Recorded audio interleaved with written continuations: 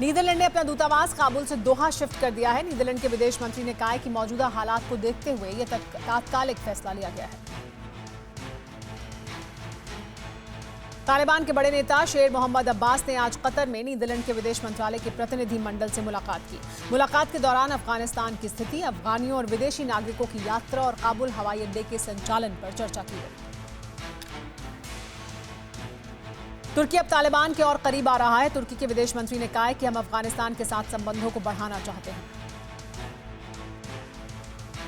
America के काबुल छोड़ने के बाद कतर ने तालिबान से कहा है कि अफगानिस्तान छोड़कर बाहर जाने वाले लोगों के लिए सुरक्षित इंतजाम करे, क्योंकि अभी भी बड़ी तादाद में लोग हैं जो काबुल छोड़ना चाहते हैं।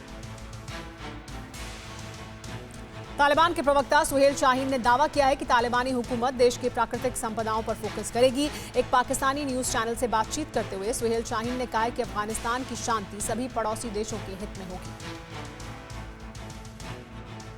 सुहेल शाहीन ने कहा है कि 3 से 4 दिन में अफगानिस्तान में नई सरकार बन जाएगी। उन्होंने कहा कि सरकार गठन पर सब कुछ फाइनल हो चुका है। महिलाओं के कामकाज को लेकर तालिबानी प्रवक्ता ने कहा है कि महिलाएं पहले की तरह काम करेंगी। मंत्रालय में भी महिलाएं शामिल होंगी। तालिबान ने एक लेटर जारी कर कहा है कि कोई भी तालिबानी सदस्य अपने दफ्तरों, गाड़ियों, इमारतों और चौक चौराहों पर किसी नेता की तस्वीर न लगाए। तालिबान ने सख्त चेतावनी जारी करते हुए कहा है कि ऐसा करने वालों पर कार्रवाई की जाएगी।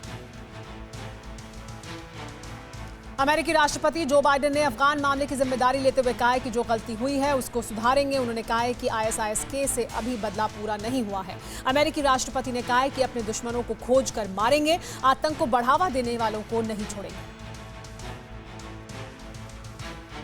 डेडलाइन से 24 घंटे पहले अमेरिकी सैनिकों के काबुल छोड़ने पर जो बाइडेन ने सफाई दी है। उन्होंने कहा है कि पहले इसलिए वापस आए ताकि अमेरिकी लोगों की जान बचाई जा सके।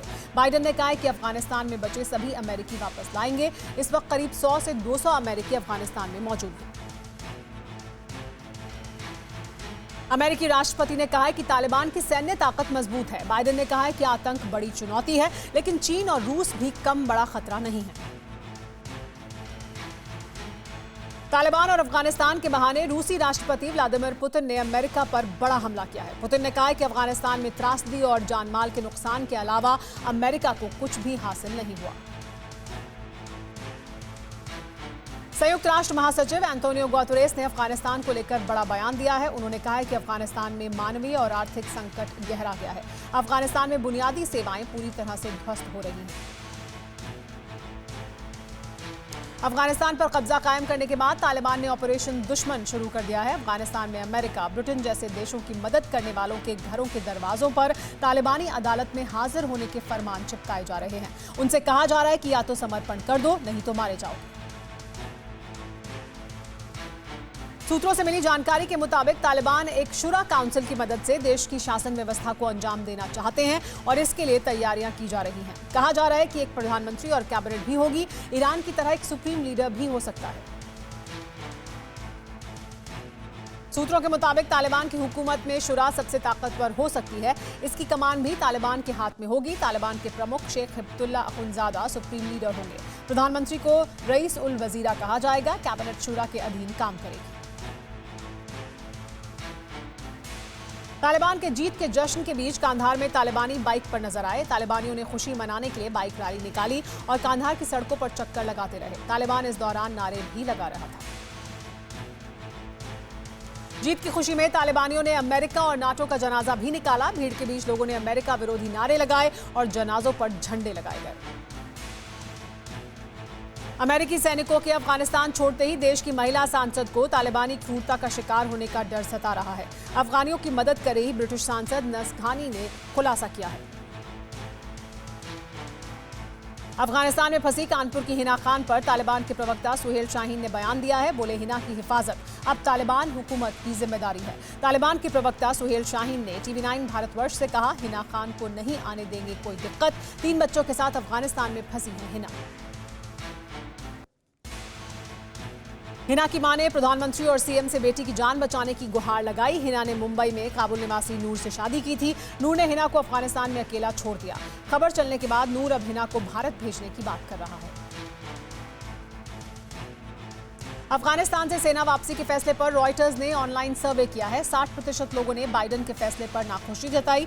अफगानिस्तान पर बाइडेन के फैसलों पर प्यू रिसर्च का सर्वे है, जिसमें 54% युवाओं ने फैसले को सही ठहराया, 42% नाराज हैं, 69% ने ऑपरेशन के तरीके को बताया नाकाम।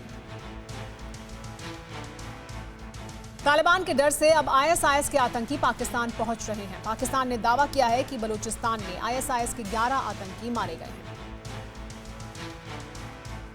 तालिबान ने अफगानिस्तान में 138 लोगों को मौत के घाट उतारा। इन पर अमेरिका का साथ देने का आरोप है। अकेले काबुल एयरपोर्ट के बाहर जाने वाले 61 लोगों को मौत की सजा दी गई।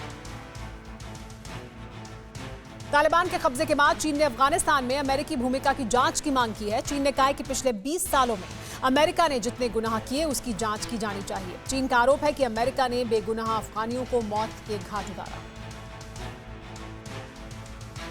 अफगान सेंट्रल बैंक को लेकर रूस ने सवाल उठाए हैं। अमेरिका ने अफगान सेंट्रल बैंक की संपत्ति को जब्त किया है। इस फैसले को रूस ने खारिज कर दिया है।